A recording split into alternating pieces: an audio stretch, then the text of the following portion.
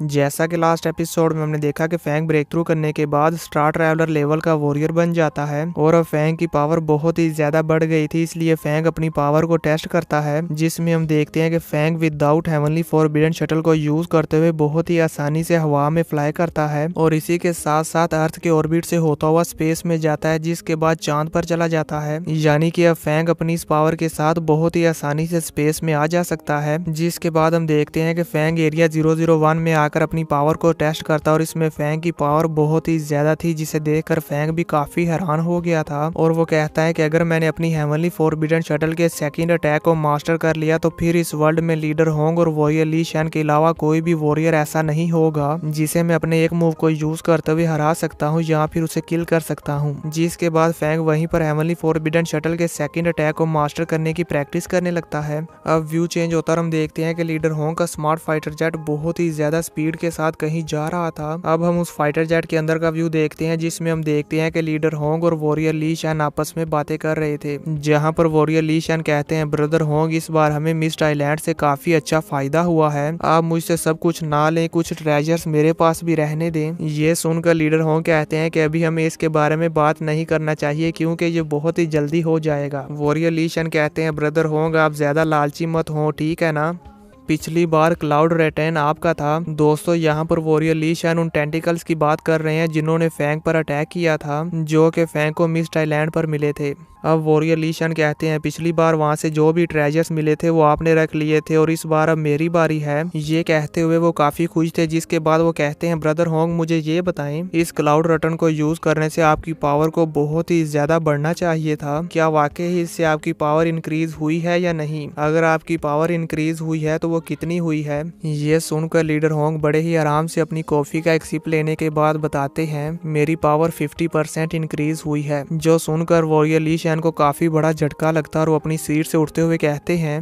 50%? अभी star traveller के level पर होते हुए आपकी स्ट्रेंथ ऑलमोस्ट इनविंसिबल है और अब इस क्लाउड रटन के बाद तो आपकी पावर 50% और इंक्रीज हो गई है, फिर तो आप बहुत ही ज्यादा पावरफुल हो गए हो। लीडर होंग कहते हैं, हाँ तुमने सही कहा, ये क्लाउड रटन मिस्ट्री आइलैंड पर मिली थी और मैं काफी लकी था जो ये मुझे मिल गई। मे भी हो सकता है कि मिस्ट्री आइलैंड पर ये और भी हो और ये फिर से हमारे सामने आ जाए। ये सुनकर वॉरियर ली शैन काफी खुश हो जाते हैं और वो कहते हैं कि इस मिस्ट आइलैंड पर प्रीशियस ट्रेजर जरूर होंगे। ये सुनकर लीडर होंग वॉरियर ली शैन से कहते हैं कि प्रॉपर्टी पर हमेशा उनकी मलकियत होती है जिनके मुकद्दर में हो, इसलिए तुम फिक्र मत करो, अगर तुम्हें कोई ट्रेजर मिल भी जाता है तो मैं उससे तुमसे लेने के लिए तुम्हारे साथ फाइट नहीं करूंगा। ये सुनकर वॉरियर ली शैन कहते हैं, एक्सट्रीम मार्शल हॉल में न्यू इंस्पेक्टर की सेरेमनी कंप्लीट होने के बाद मैं मिस्ट आइलैंड पर आकर रहूंगा और मैं इस बात पर यकीन नहीं कर सकता कि मुझे वहां पर कोई भी ट्रेजर नहीं मिलेगा, मुझे वहां पर जरूर बहुत सारे ट्रेजर्स मिलेंगे। ये सुनकर लीडर होंग कहते हैं कि अगर तुम वहां पर रहोगे तो मैं भी तुम्हारे साथ चलूंगा और फिर देखेंगे कि हम दोनों में से कौन ज्यादा लकी है। ये सुनकर वॉरियर ली शैन हंसते हुए कहते हैं, लालची। जिसके बाद व्यू चेंज होता और हम फैंग के विला को देखते हैं, जहां पर हम देखते हैं कि फैंग अपने रूम में रेडी हो रहा था और फैंग यहाँ पर किस लिए रेडी हो रहा है ये तो आप सबको पता चल ही गया होगा। अब यहाँ पर हम देखते हैं कि फैंग रेडी होने के बाद अपने फादर और मदर से कहता है कि मैं जा रहा हूँ। तभी फैंग की मदर कहती है, लुवो फैंग तुम्हारी age a inspector take over ceremony हम किस चैनल पर देख सकते हैं? फैंग अपनी मॉम से कहता है कि ये एक्सट्रीम मार्शल हॉल के एक्सक्लूसिव चैनल पर आएगी और इसे वर्ल्ड वाइड लाइव ब्रॉडकास्ट किया जाएगा। ये सुनकर हुआ कि गर्लफ्रेंड फैंग के मदर और फादर से कहती है,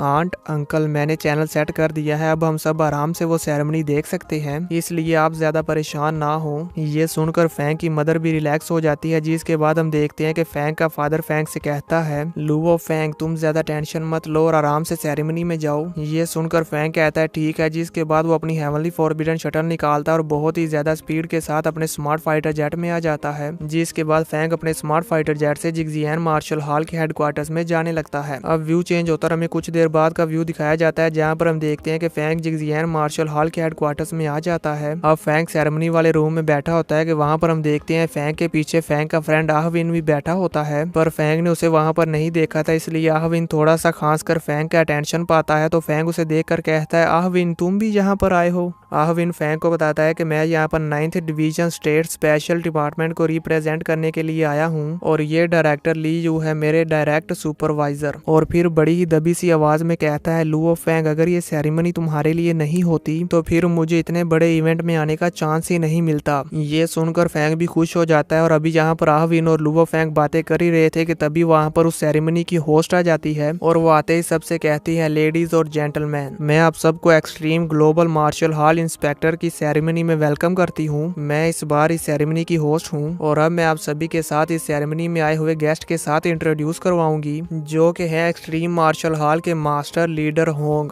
और थंडरबोल्ट मार्शल हॉल के मास्टर ली शैन, जिनके बाद है वार गॉड पैलेस के थर्ड एल्डर मू हैंडरसन और फोर्थ एल्डर यी साइट। जिसके बाद इन चारों वॉरियर्स की होलोग्राम इमेज स्टेज पर दिखाई जाती है जिन्हें देखकर वहां पर बैठे सभी लोग खूब तालियां बजाते हैं और वो सब इन्हें देखकर बहुत ही ज्यादा खुश थे। अब हम फैंग को देखते हैं जो कि थर्ड एल्डर का नाम सुनकर काफी हैरान हो गया था और वो कहता है कि मैं थर्ड एल्डर के बारे में फर्स्ट टाइम सुन रहा हूँ और मैं इन्हें फर्स्ट टाइम देख रहा हूँ। ये वाकई ही बहुत ज्यादा स्ट्रॉन्ग है। फैंग की ये बात सुनकर उसके पास बैठे हुए इंस्पेक्टर जाओ फैंग को बताते हैं वॉरियर मू Henderson emperor of ice and snow है और ये हाल मास्टर और वॉरियर ली शैन के बाद इस वर्ल्ड के थर्ड सबसे स्ट्रॉन्गेस्ट पर्सन है और इसी के साथ साथ अमेरिका के सबसे स्ट्रॉन्गेस्ट फाइटर भी हैं। इनकी एक ही हाथ से स्नो और आइस को कंट्रोल करने की एबिलिटी बहुत ही ज्यादा अमेजिंग है। ये सुनकर फैंग हैरान हो जाता है और कहता है कि इस तरह के मास्टर इवन मेरी कोरोनेशन सेरेमनी में आए हैं। फैंग अभी ये सोच ही रहा होता है कि तभी होस्ट कहती है,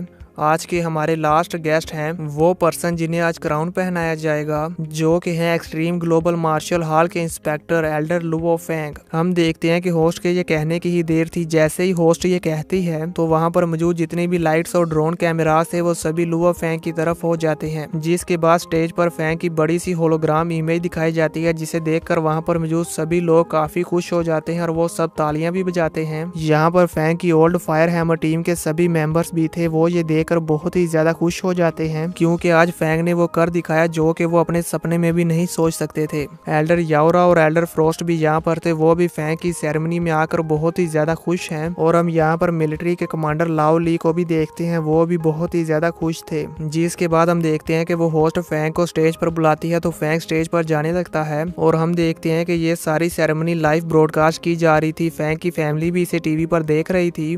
इसी के साथ ये एपिसोड खत्म हो जाता है।